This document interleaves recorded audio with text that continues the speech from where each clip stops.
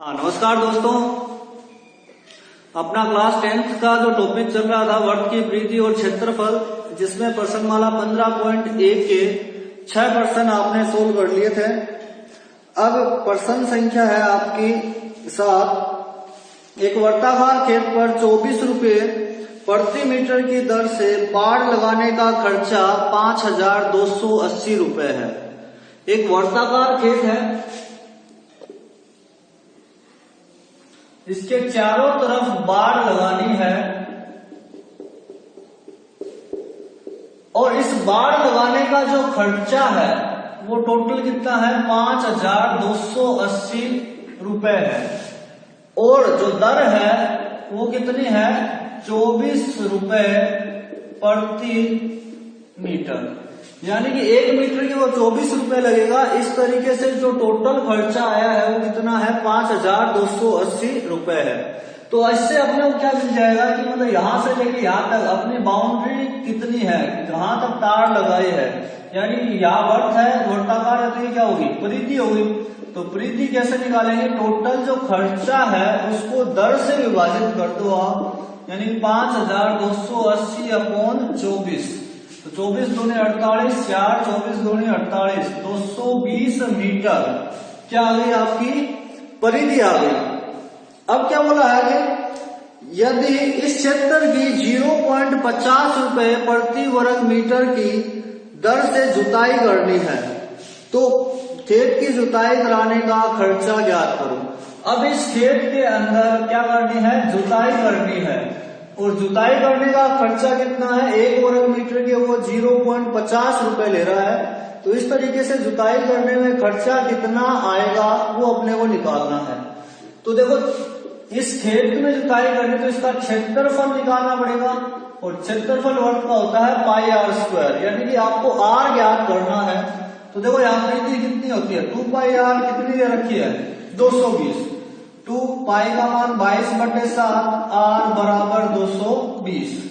Are कितना आ जाएगा 220, ये 7 भाग में है, इस साइड गुणा में जाएगा अपॉन 2 गुणा 22।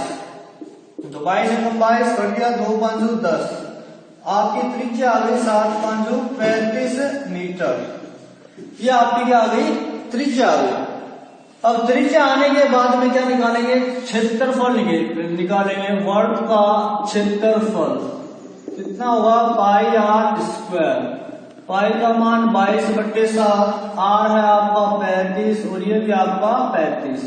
तो 7 पंजू 35, 22 पंजू 110 गुणा 35, तो 11 पंजू 55, 5 बच गया, 11 दिए 33 और 5 38, 3850 वर्ग मीटर।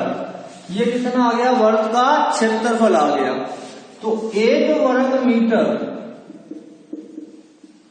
जुताई कराने का जो व्यय है खर्चा है वो कितना है 0.50 रुपए। तो कितना है वर्ग मीटर है अपना वर्ताकार क्षेत्रफल 3850 वर्ग मीटर में जुताई कराने का खर्चा कितना होगा 3850 गुणा 0.50 गुणा करो 5 से, 5 25, 2 5 8 40, 41 42, 5 दिए 15 और 4 19। ये आ गया आपका 1 और 2 जीरो आ गए यहाँ पे। तो कितना 2 के बाद दशमलव आ जाएगा 1925.00 रुपीज, यानी 1925 रुपए आपका क्या आ गया खर्चा आ गया यहाँ पे। हाँ, तो प्रश्न संख्या 8 है आपका। एक वर्ताकार घास के मैदान की त्रिज्या 35 मीटर है। तो ये वर्ताकार घास का मैदान है, इसकी त्रिज्या कितनी है भाई 35 मीटर। इसके बाद इसके चारों ओर 7 मीटर चौड़ा मार्ग बना हुआ है। इसके चारों तरफ कितना चौड़ा मार्ग बना हुआ है 7 मीटर चौड़ा मार्ग बना हुआ है। तो मार्ग का क्षेत्रफल ज्ञात करो। मार्ग का क्षेत्रफल आपको ज्ञात करना है। तो ये आपका एक समकेंद्रीय वर्त की तरह हो गया आपका, कि मतलब बाहर वाला जो वर्त है उसकी त्रिज्या देख लो, यहाँ पे R1 मान लेते हैं 35 और 7 कितना हो गया यहाँ पे 42 मीटर, और R2 आपका कितना हो गया अंदर वाले की त्रिज्या मान लिया 35 मीटर। तो मार्ग का जो क्षेत्रफल है वो कैसे ज्ञात करोगे? बाहर वाले वर्ग में से अंदर वाले वर्ग को क्या करना है? माइनस करना है। तो pi r1 square minus pi r2 square, pi common आ रहा है, क्या बच गया? r1 square minus r2 square, pi a square minus b square, a minus b, a plus b। यहाँ इससे भी कैलकुलेट कर सकते हो, इससे भी कर सकते हो और इससे भी कर सकते हो। इससे करोगे तो क्या है, कैलकुलेशन गणना इजी हो जाएगी आपकी। पाई का मान 22/7, r1 मतलब 42 माइनस 35 और ये 42 प्लस 35, तो 22/7, 42 में से 35 7 हो गया और ये 5 और 2 7, 4 और 3 7, 7 से 7 कट गया। 22 को किससे गुणा कर देना? 77 से गुणा कर देना, वो आपका क्या आ जाएगा? उत्तर आ जाएगा। ऐसा प्रश्न आपका 10 का है तो उसको घर पे करना। और जो 9वां जो प्रश्न है उसमें क्या पूछा है? दो समकेंद्रीय वृत्तों द्वारा परिबद्ध क्षेत्र का क्षेत्रफल होगा। समकेंद्रीय वृत्तों द्वारा परिबद्ध क्षेत्र का क्षेत्रफल क्या होगा?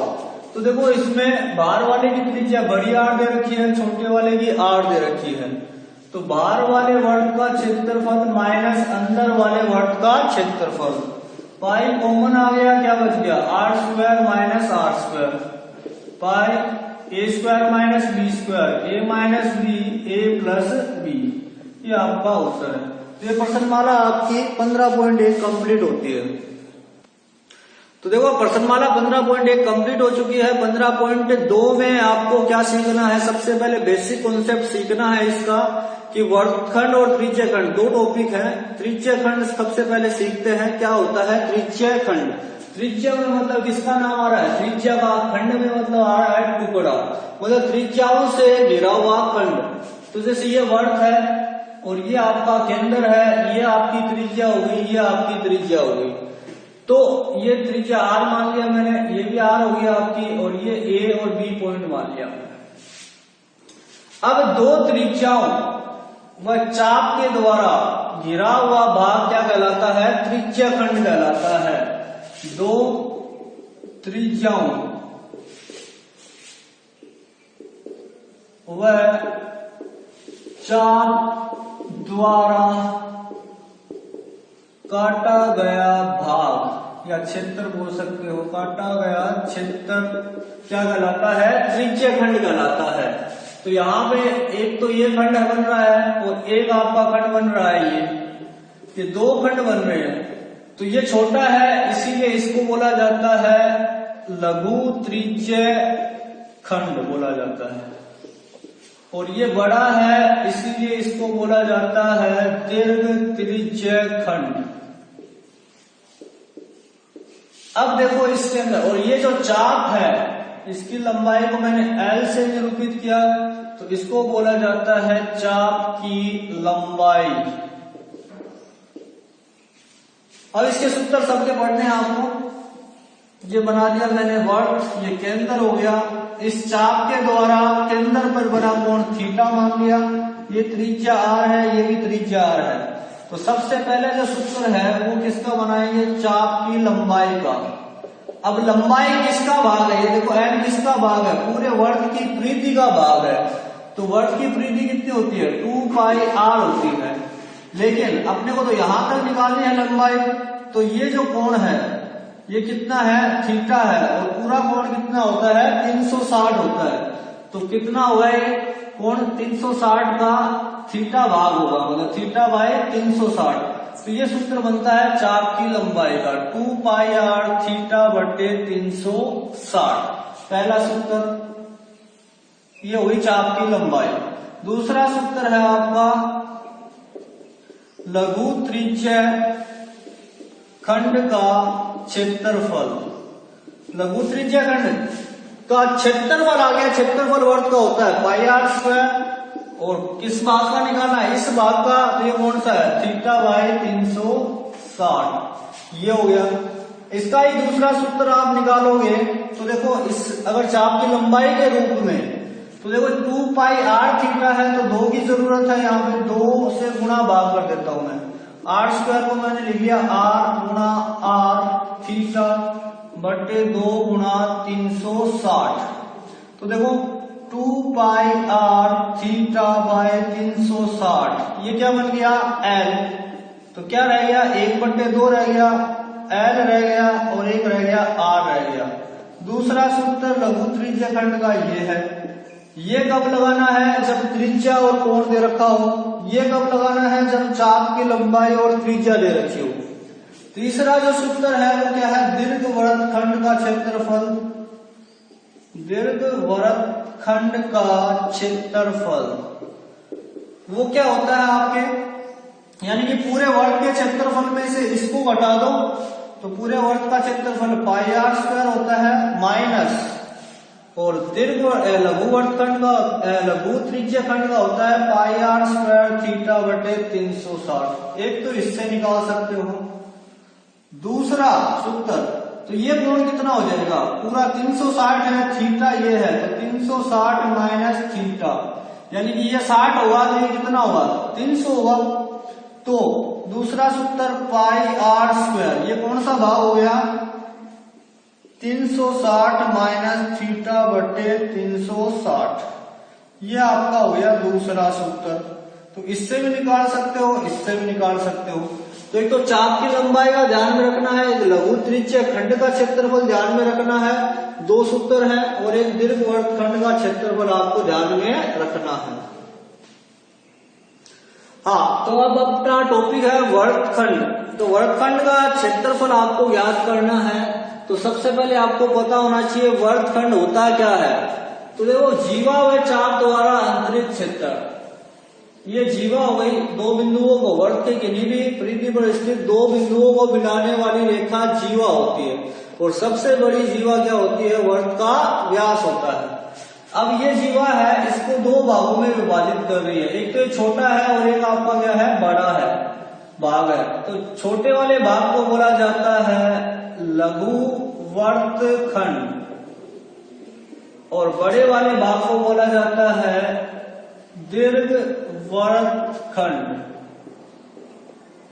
तो लघु वर्गखंड और दीर्घ वर्गखंड, दो वर्गखंड हो गए यहाँ पे। तो लघु वर्गखंड का क्षेत्रफल निकालना है आपको। तो कैसे निकालेंगे, देखो ये जीवा है, ये केंद्र है, ये त्रिज्या हो गई, ये आर, ये आर, और ये आपका हो गया थीटा।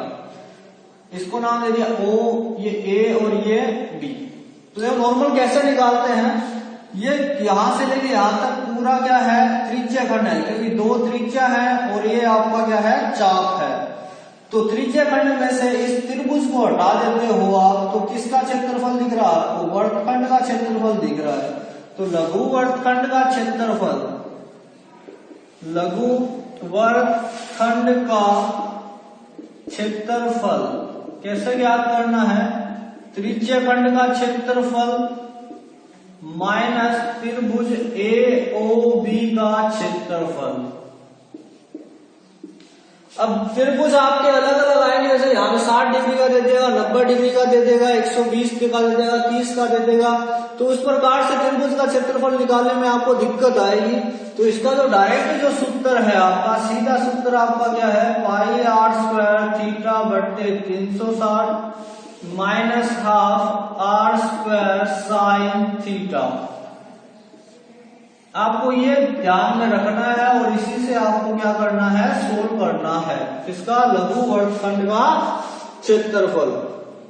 और दीर्घ वर्ग का निकालना हो तो क्या कर देना, दीर्घ वर्गखंड का क्षेत्रफल क्या हुआ, वर्ग के क्षेत्रफल में से पाई आर स्क्वायर में से किसका माइनस कर देना, लघु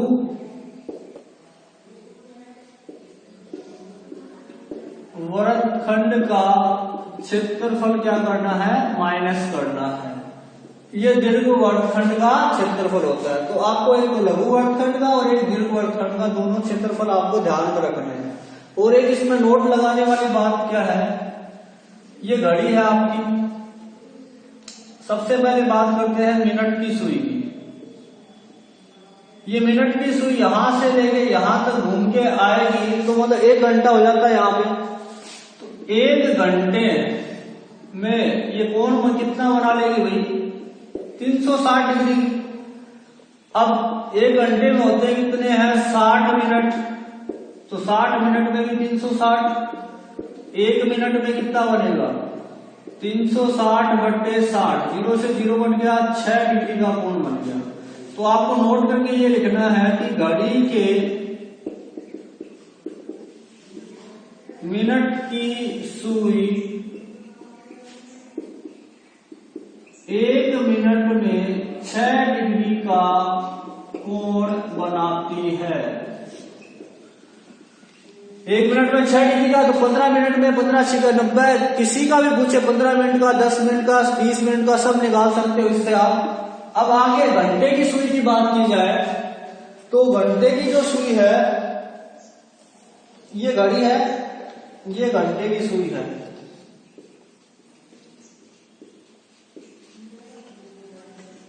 ये यहां से लेके यहां तक घूमेगी तो कितने घंटे हो जाते हैं 12 घंटे। 12 घंटे में मतलब कितना कोण बनेगा 360 का। एक घंटे में कितना बनेगा 360/12, मतलब 12 की है 36, 30 डिग्री का। एक घंटे में कितने मिनट होते हैं 60 मिनट में भी कितना 30 डिग्री का। एक मिनट में कितना बनेगा 30/60, 0 से 0 कट गया, 3 कम 3, 3 दूनी 6, आधा डिग्री का। तो यहीं पे नोट करके लिख सकते हो घड़ी के घंटे की सुई है वो 1 मिनट में आधा डिग्री का कोण बनाएगी। तो ये टॉपिक था आपका त्रिज्याखंड और वर्तखंड का, और कल नेक्स्ट वीडियो में एक्सरसाइज करेंगे 15.2। ओके।